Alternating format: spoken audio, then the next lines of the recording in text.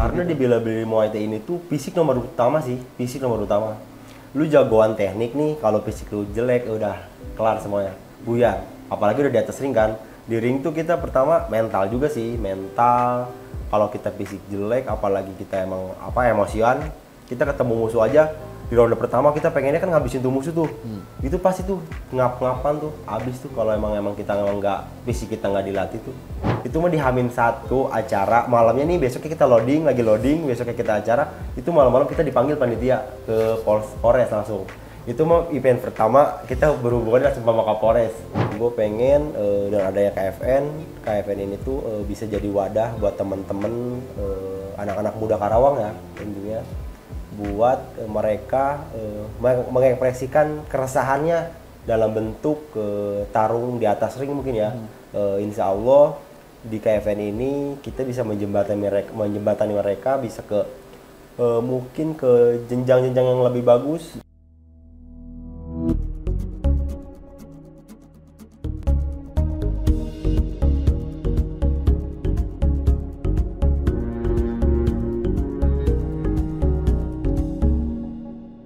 Lagi rame juga soal ributin artis sana sama artis sini, pura-pura bikin drama dan lain-lain. Nah sekarang di Karawang juga ada nih pionir event bela diri yang sifatnya sportainment, nggak cuma sekedar bela diri yang terlalu serius, arahnya sekarang lebih ke entertainment juga.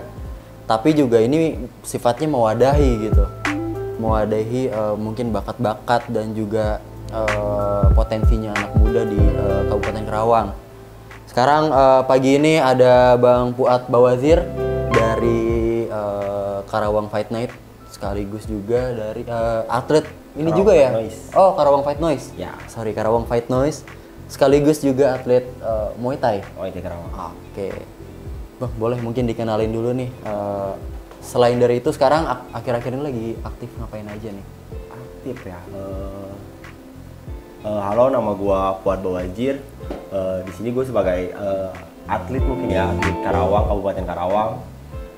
Sekarang mungkin aktif-aktif, mungkin persiapan beberapa ada event-event pemerintah sih. Kayak tahun depan kita kan ada ada PON.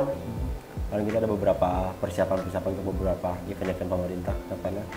Oke, mungkin lumayan tertarik nih. Bang Fuad ini umurnya sekarang berapa kalau boleh tahu? Sekarang 25 tahun.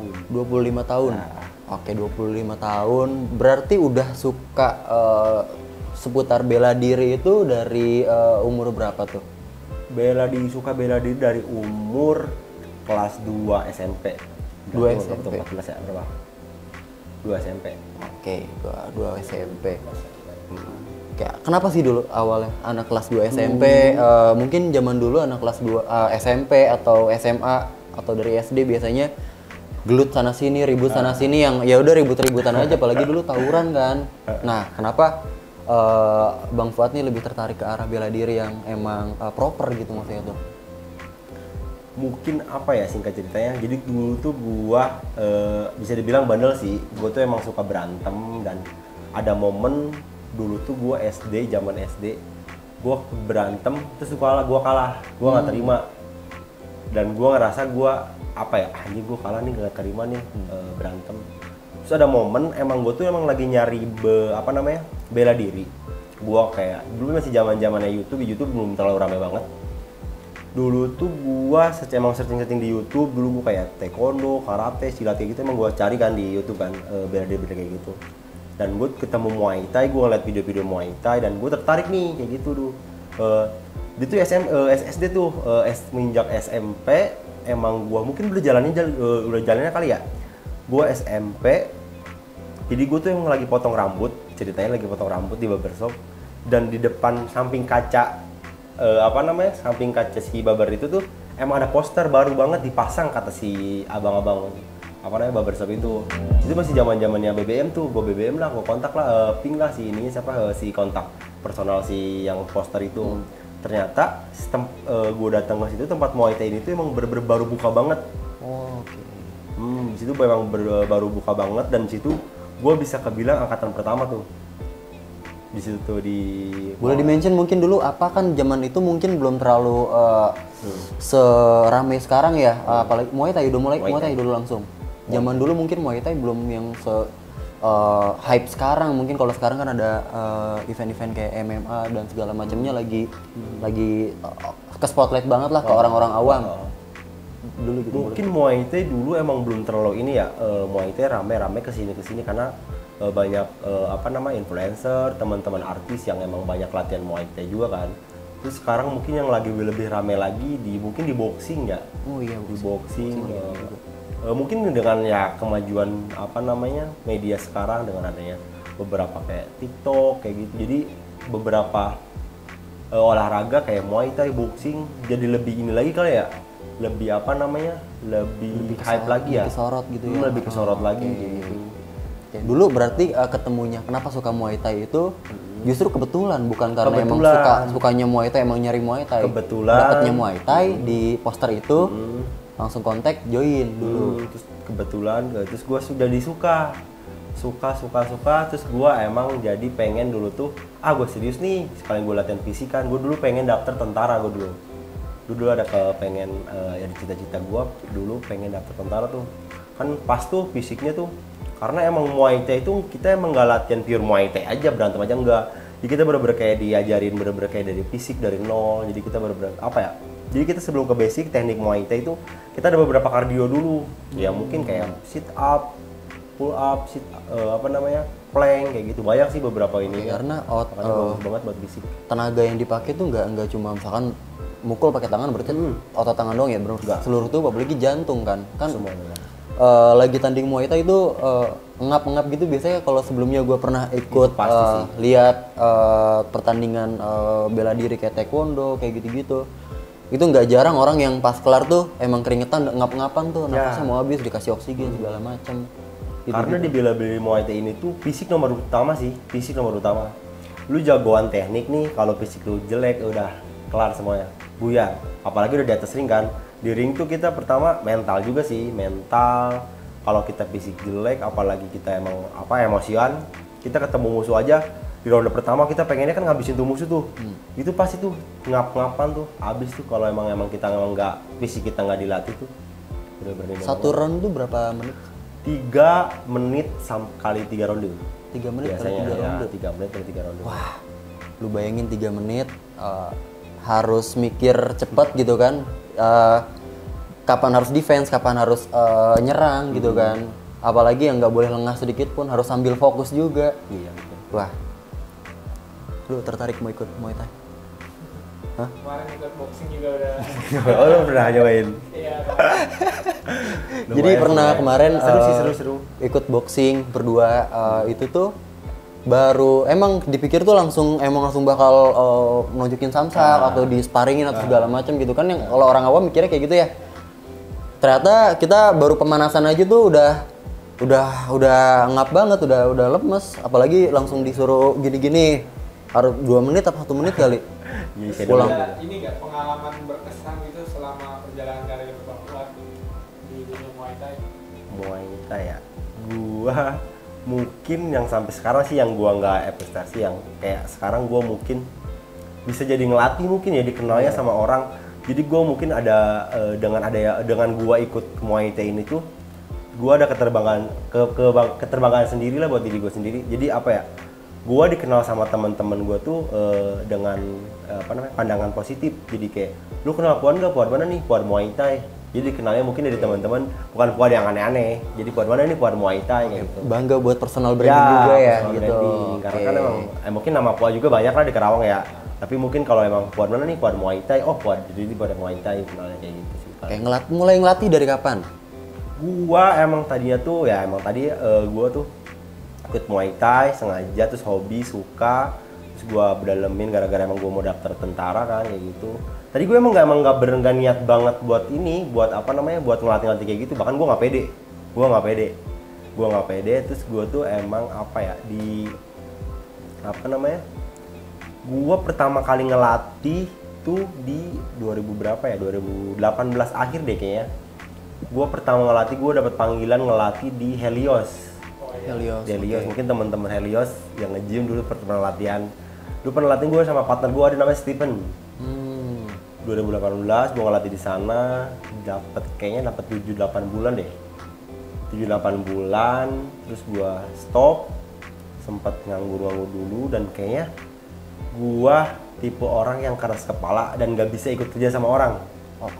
Gue sempat tuh kerja, ikut kerja di di perusahaan, ada salah satu perusahaan lah ya, salah satu perusahaan properti. Gue kerja tuh di situ, gue kerja selama 6 bulan deh kayaknya. Dan di di kerjaan itu tuh gue emang ada salah sih menurut gue, dan menurut gue salahnya nggak fatal banget ya, karena emang gue nggak terima tuh bos gue marahin gue dengan mungkin kayak ada main tangan lah kayak gitu ya. Maksudnya main tangan tuh bukan mukul ya, kayak nunjuk nih kayak gitu, gue nggak suka kayak gitu. Gue resign di situ. Untuk nggak dipukul tuh. Enggak, jangan. Sekarang bahaya, nggak boleh pukul-pukulan. Nah, gue gitu tuh, gue maksudnya kayak kayak gue nggak bisa diikut-ikutin sama orang, gue nggak bisa diatur orangnya. Ya udah, terus ngelatih. Dan dulu ini fun fact aja ya, dulu tuh gue orang yang paling nggak percaya sama sosial media. Gue orang yang paling nggak percaya sama sosial media. Dulu tuh gue kayak masih cuek lah, 2018 kayaknya sosial media kayak Instagram kayak gitu gue nggak terlalu ini banget lah. Dulu gue sharing sama teman-teman seperguruan gue kayak, ya udah lu kalau emang ini mah di Karawang kayaknya belum ada nih private Muay Thai yang ke rumah gitu tuh. Dulu emang gue fokusnya ke rumah gitu, latih ke rumah gitu. Terus tuh gue bikin Instagram lah, si G Privat ini tuh dulu tuh followersnya masih 15 deh, masih sama teman-teman lah kayak gitu. Dan gue paling gak percaya sama selebgram. Apain sih lu bayar selebgram? Cuma halo guys gitu-gitu doang, anjir bayar mahal-mahal kan kayak gitu. Terus kayak itu gue latihan, gue bikin Instagram. Mungkin udah jalannya kali ya, murid pertama banget nih yang di Instagram yang private ini tuh bisa dibilang dia selebgram lah, berpengaruh di sosial media. Dan dia tuh bukan bergerombol ya, kayak sahabatan gitu loh, 5 orang. Adalah beberapa selebgram di Karawang. Dia latihan pertama, terus gue bilang kan nanti tag ya IG private-nya kayak gitu. Ternyata pas di tag sama mereka tuh emang impact-nya bagus banget sih. Maksudnya kayak rame banget. Langsung banyak yang nanya. Ya, yang follow banyak, yang lihat kepo banyak, yang nanya banyak. Disitulah gue baru percaya loh, emang sosial media ternyata ngaruh banget nih kayak gitu. Sampai sekarang sih alhamdulillah, maksudnya kayak di Karawang, walaupun mungkin teman-teman di Karawang yang punya camp, yang punya ini, yang ngelatih banyak, cuman mungkin mereka kurang nge-branding aja kali ya, kurang main sosial media kayak gitu. Karena gue semenjak itu gue percaya bahwa emang sosial media ngaruh banget. Sampai sekarang sih gue main sosial media, dan kebetulan gue punya teman-teman yang emang aktif sosial media juga kayak gitu, kreatif juga sih kayak gitu. Tapi gue juga lihat semenjak emang si KFN ini, Karawang Fight Night ini muncul ya dulu. Awal atau berapa berarti dulu KFN tuh? Nah, KFN ini tuh ini sih iseng sih tadi KFN itu. KFN ini tuh berdiri tanggal 12 Juni 2020. 12 Juni 2021. Nah, semenjak itu jadi bermunculan juga nih yang tadinya camp-camp atau perguruan yang mungkin tadinya nggak nge-branding, yang tadinya emang ya udah yang tahu-tahu aja. Sekarang jadi pada muncul nih semuanya nih, karena dari KFN itu kan. Karena di KFN ini tuh emang gue tadinya tuh emang awalnya lebih kekeresahan sih. Kekeresahan maksudnya kayak emang tadinya sekedar obrolan warung kopi mungkin ya, tongkrongan kayak menurut gue kenapa kita nggak bikin wadah aja nih, kita kan selaku di ini, kenapa kita nggak bikin wadah aja buat teman-teman, maksudnya emang suka bela diri. Dan kebetulan bisa dibilang Karawang tuh kita kekurangan banget atlet-atlet bela diri. Mungkin salah satunya kayak boxing atau Muay Thai kayak gitu. Itu kita setiap event-event pemerintah kita selalu kekurangan atlet. Makanya kayaknya kita harus deh nih bikin wadah nih dengan nama KFN ini nih, Karawang. Dulu tuh namanya awalnya Karawang Fight Night. Karawang Fight Night. Mungkin viralnya kesannya ya Karawang Fight Night itu Karawang Fight Night, pertarungan ilegal malam-malam lah, dan naiknya itu ya. Jadi mungkin jadi buruk gitu jadinya ya. Dari teman-teman, terus dari pihak kepolisian wanti-wanti lah kalau bisa naiknya jangan pakai naik lagi nih, karena viralnya tuh bang ini sih maksudnya ya itu pertarungan ilegal malam kayak gitu. Makanya kita tetap brandingnya KFN, terus kita ganti jadi Karawang Fight Noise bising gitu kan.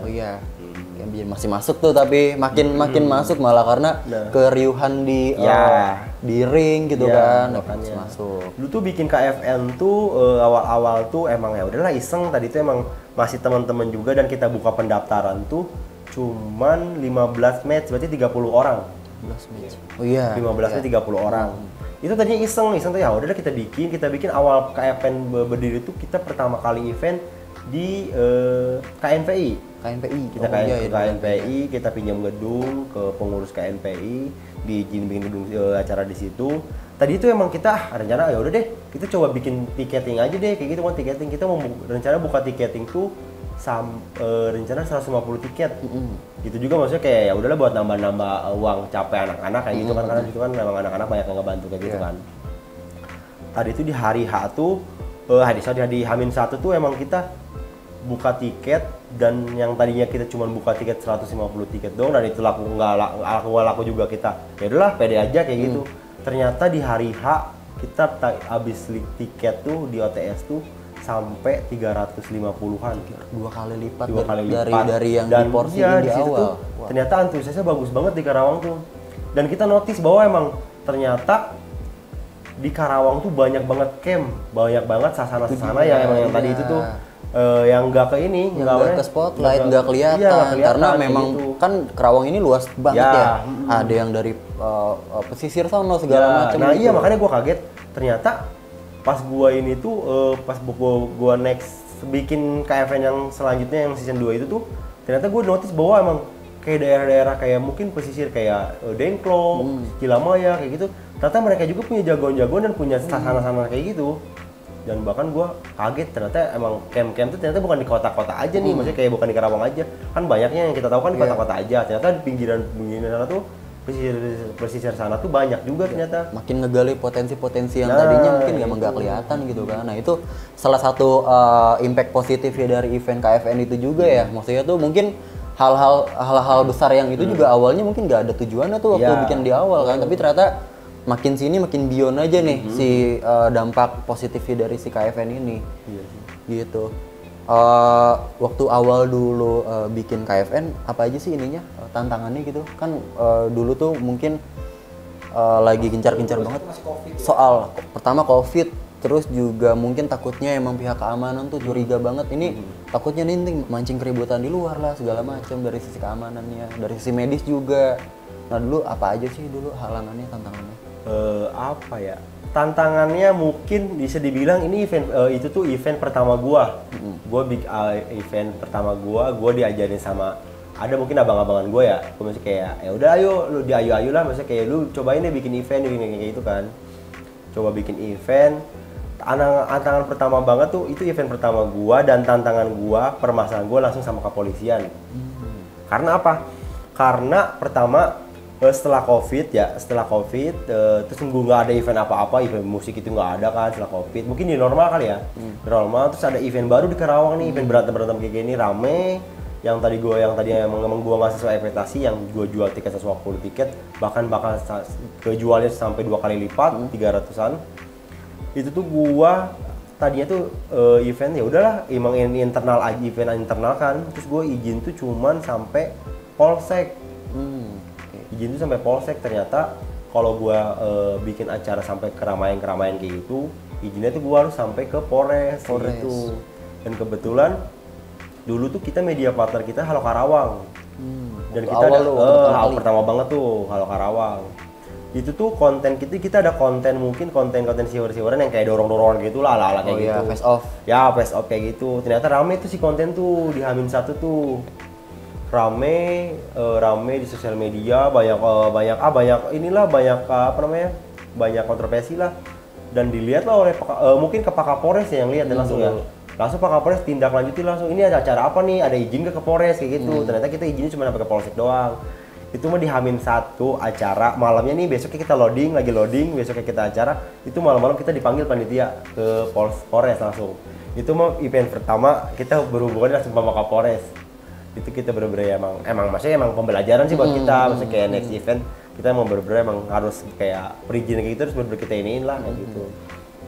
Mungkin itu tantangan pertama sih di event pertama kayak gitu, maksudnya di event pertama dan gue langsung berhadapan langsung ke kepolisian mungkin ya, kayak gitu. Dari aspek lain ada lagi nggak sih kira-kira tentang selain dari pihak keamanan gitu, karena lumrah juga sih kalau misalkan emang soal face off yang itu apalagi jadi kontroversial, dulu belum lazim di Kerawang ada kayak gitu kan. Kalau misalkan di Jakarta, di kota-kota lain, kota-kota besar mungkin udah sering ada event-event yang kayak gitu dan diadain gimmick-gimmick face off sebelumnya karena biar lebih seru juga kan, biar lebih panas juga gitu. Mungkin di ini kali ya, gue karena emang belum proper juga di event pertama, gue di tim medis sih kali ya. Tim medis gue emang bener-bener gak kepikiran ke situ, ternyata emang ya gue memikirnya ya udahlah aman kan pakai pelindung kayak gitu kan. Ternyata emang alhamdulillah sebenarnya emang nggak ada apa-apa sampai luka berdarah itu nggak ada sebenarnya, cuman banyak teman-teman yang emang karena amatir mungkin ya, banyak teman-teman yang kehabisan napas dan kita di situ nggak disediain oksigen. Karena jadi banyak adalah kendala-kendala yang pas kejadian kita sibuk nyari oksigen gimana gitu kan. Mungkin di situ sih karena emang ya pelan-pelan sih kita setiap season emang beberapa kekurangan kita season, jadi kita perbaiki sih kayak dari tim medis mungkin kita harus persiapkan kayak gitu, keamanan kayak gitu. Nah, sampai sekarang alhamdulillah mungkin kita bisa dibilang udah proper lah maksudnya kayak gitu, tentang mau tim medis kayak gitu. Oke. Berarti udah jalan berapa tahun berarti 2021, 2022, 2023? 4 tahun ya. Tahun keempat berarti sekarang ya, tahun keempat. Wah, harapannya ke depan apa nih buat misalkan KFN atau dunia bela diri lah di Kerawang gitu? Harapannya gue pengen dengan adanya KFN ini tuh bisa jadi wadah buat temen-temen anak-anak muda Karawang ya intinya, buat mereka mengekspresikan keresahannya dalam bentuk tarung di atas ring mungkin ya. Insya Allah di KFN ini kita bisa menjembatani mereka bisa ke mungkin ke jenjang-jenjang yang lebih bagus, jenjang nasional kayak gitu. Gue percaya sih Karawang tuh banyak jagoan-jagoan gitu. Jadi kita setiap event pemerintah atau apa tuh kita nggak harus kayak ya beli pemain-pemain dari luar lah. Ternyata emang gaya Karawang juga banyak jagoan-jagoannya kayak gitu. Gue percaya dengan adanya KFN ini banyak bibit-bibit yang bisa kita bisa kelihatan bisa gitu kelihatan ya. lah kayak gitu buat next event di pemerintahan selanjutnya. Oke, jadi buat sahabat Lira, teman-teman semuanya, kalau misalkan tertarik suka bela diri nih, karena mungkin lihat di Instagram sekarang, lihat di YouTube ada event-event bela diri artis, terus tertarik buat nyoba, buat ikutan belajar dulu ya maksudnya, bukan ikutan KFN. Boleh dikontak nih Bang Fuad, karena Bang Fuad nih ngajar juga ya, ngelatih sampai sekarang. Bisa private, bisa langsung datang ke campnya juga. Ya, kita bisa private ke rumah. Kita biasanya dipanggil ke rumah, ke kantor, biasanya kayak gitu, ke apartemen biasanya gitu. Dan kita ada tempat juga sendiri, tempat camp kita di Adiarsa. Oke, ini boleh nanti di kontak ya. IG-nya apa? Private Muay Thai Karawang. Itu Private Muay Thai KRW. menjangkau wilayah mana aja tuh?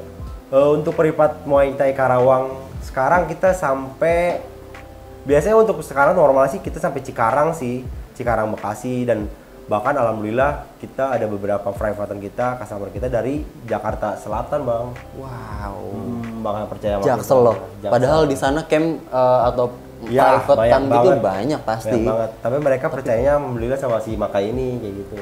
Gila. Dari Kerawang. Mantep loh. Kayak itu kalau misalkan mau ikutan ya, kalau misalkan udah pernah ikutan Muay Thai, terus juga dan atau bela diri yang lain, karena KFN juga bisa bela diri apapun ya. Ya.